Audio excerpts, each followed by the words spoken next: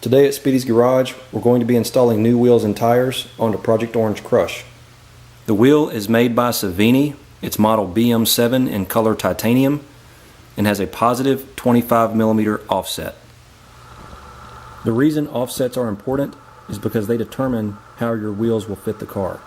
This hub, where it mounts to the hub of the car, is 25mm towards the outside of the wheel from the center of the wheel. So if you drew an imaginary line right in the center here and that hub lined up with it, you'd push it 25mm towards the outside of the wheel, and what that means is the backside of the wheel that's facing the shock or the body of the car comes 25mm towards the car. This is important when trying to determine what tires will fit. The tires are a Nitto 555R drag radial type tire, but they do have enough tread to drive them on the street. I had Nitto Envos on the car before, and with the supercharger and stroker motor, they just couldn't hold traction. Even at 80 miles an hour, the tires would spin up. Once those Envos were shot, they actually lasted about 20,000 miles, which is miraculous considering how much tire spin I put the car through. I decided to go with something a little more aggressive. I have no idea how long these tires will last. I'll report back when they wear out, but if I get 6,000 or 8,000 miles out of them, I'll be pretty happy. One of the big questions people always have are, what are the widest wheels and tires I can fit on the back of my Challenger? Well, the answer is about a 305/35 on a 10-inch wheel with a plus 20 or plus 25mm offset. The problem comes in this little area right here. There's a piece of metal behind here. It's either a pinch weld or a small piece of the fender, the metal fender that comes down. But you can see the plastic is formed around it, and you can feel it. You can actually fit a 315/35 if you remove this wheel liner, the whole plastic piece, and either grind or hammer that flat, and then put the wheel liner back in place and massage it with a heat gun. I've done some test fitting of that wheel and tire combination, which is a 20x10 with a positive 25mm offset, as I said, and a 305/35/20 555R tire, and it fit without rubbing, but I probably had a millimeter or two between that ridge. So I've gotten the heat gun out, and I'm going to start massaging this fender liner. I don't need to actually remove it and hammer that piece of metal flat, but I do need to try to get that fender liner to sit very flush against that piece of metal. It's got about a 1/2 inch of gap, and the idea is just to heat this area up with a heat gun, and I've already started working on it some.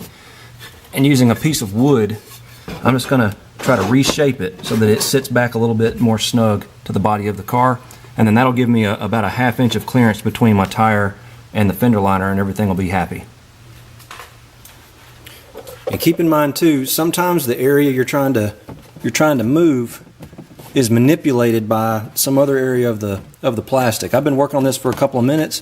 What I found was this area right here. If I could kind of reverse that a little bit and make it push in more towards the car, it put that whole area closer to that seam.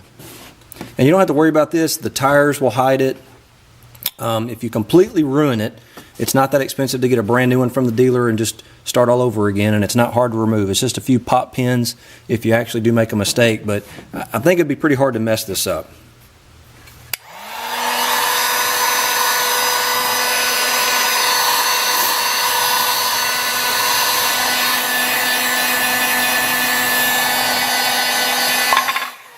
Then when you've got it pretty close to where you want it, grab a paper towel with some cold water on it and cool it.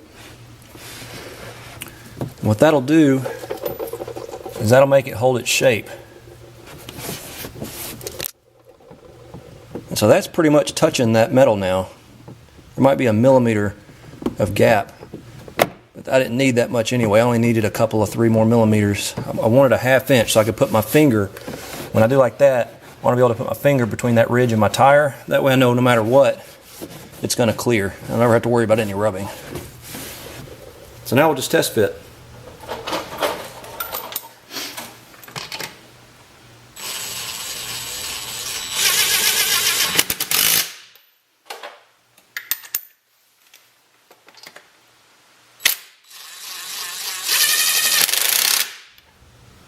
tighten the lug nuts to 110 foot-pounds. And a star pattern.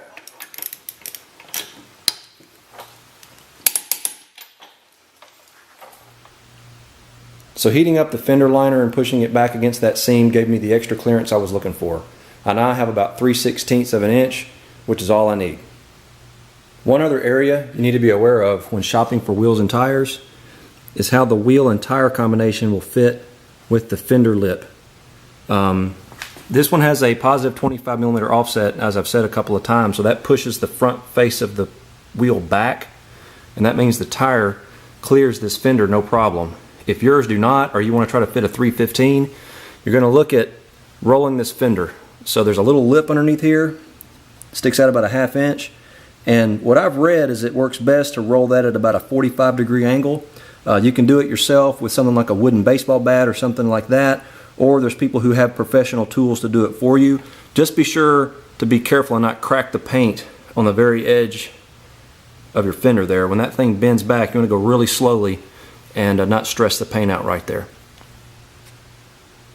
There's a lot to consider when choosing a tire and wheel combination for your car. Nothing changes the looks of a vehicle more than the wheels. When trying to push the limits of what will fit on the back, there's a lot of variables. Like I mentioned, the offset, the tire size, as well as suspension.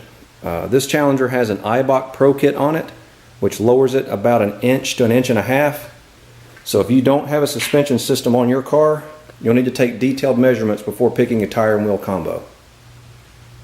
Well, I think that covers everything. I've now got some really good meat on the back of this car. Hopefully get some good traction from those drag radials. If you want to see some further projects, visit my website, www.speedysgarage.net.